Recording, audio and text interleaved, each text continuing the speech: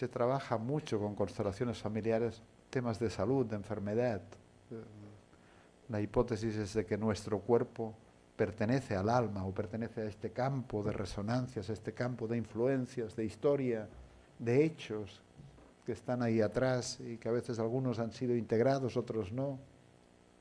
Y por ejemplo, lo que seguía sin resolverse en el corazón de este hombre, que tenía una enfermedad en la piel, que esta enfermedad había surgido de niño y de mayor, ahora estaba muy activa. Entonces hicimos un trabajo y solo en el trabajo él se dio cuenta y hizo la conexión de que uno de sus abuelos, cuando terminó la guerra, había tenido también graves problemas en la piel. Entonces le pregunté, ¿y qué hizo tu abuelo en la guerra?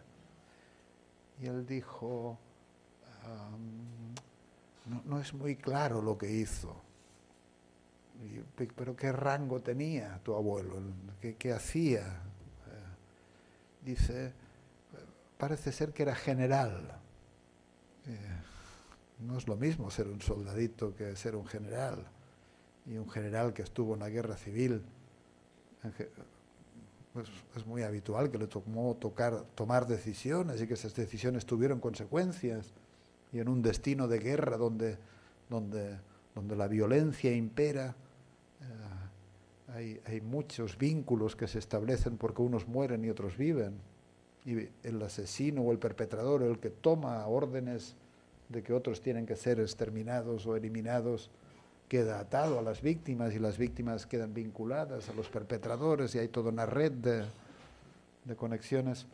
Pero en esta familia, quienes estaban excluidos del corazón eran las víctimas de este hombre.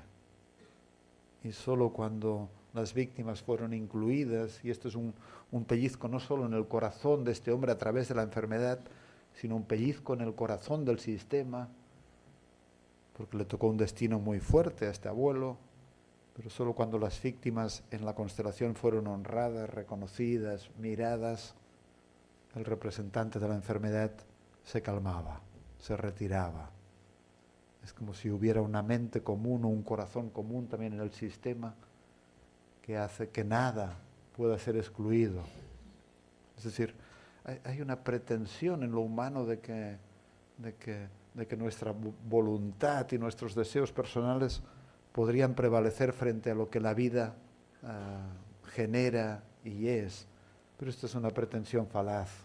No, hay una ley existencial que vendría a decir que lo que es tal como es tiene derecho a ser reconocido de la manera exacta que es, asumido, encarado. Y asumido, encarado significa amado también, que se le pueda dar un lugar en el corazón. Pero en este sistema, el corazón del sistema sufría porque estas víctimas no eran miradas, no eran reconocidas, no eran consideradas. Y cómo eran reconocidas y consideradas a través de la enfermedad. Así que en la vida de esta persona, la enfermedad era aquello que sigue sin resolverse en su corazón. Decía Rilke, ten paciencia con todo aquello que sigue sin resolverse en tu corazón, pero intenta amar la pregunta. Y esto es una tarea para todos. Si escuchamos los corazones, ay, me pasa esto con mi hijo, con mi expareja, me pasa esto con el abusador, cuando tenía 8 años, o me pasa esto, con lo otro.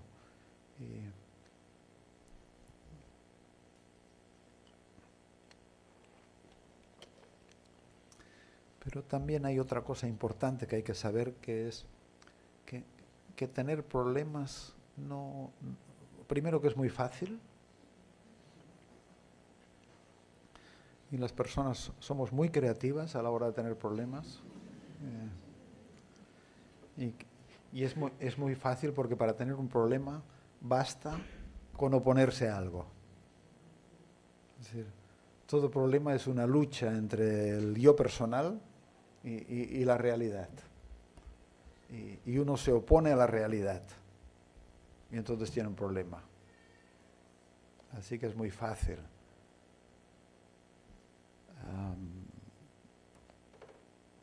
Pero volviendo a Rilke, él decía, intenta amar la pregunta. Y esto significa que no basta con tener un problema o algo que sigue sin resolverse en nuestro corazón, sino que hay que formular la pregunta. Hay que querer algo. Y la pregunta dice, quiero ponerme en paz con mi madre, quiero recuperar mi salud, quiero comprender mejor qué pasa con mi hijo, quisiera que mi hijo le fuera mejor en la escuela, quisiera poder tener una pareja. Esta es la pregunta, esto es la guía, esto es lo que nos orienta.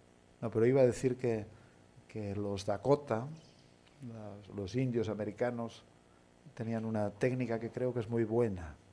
Y cuando algo seguía sin resolverse en su corazón o les apretaba en su corazón, se ponían la pregunta en el cogote.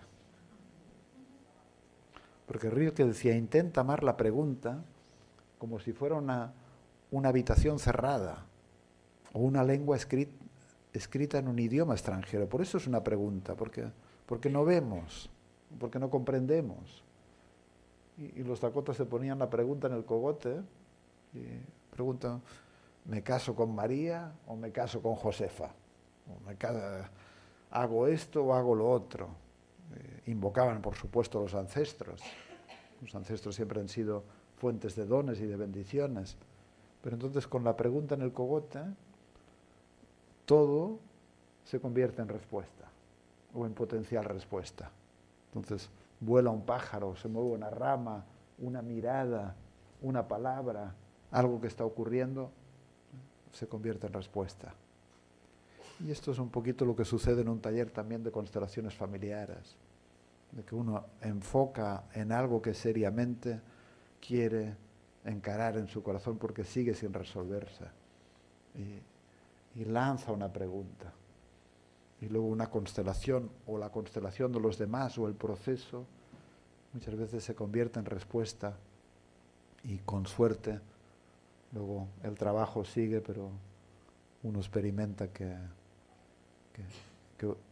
quedaron algunas semillas plantadas para lo que necesita.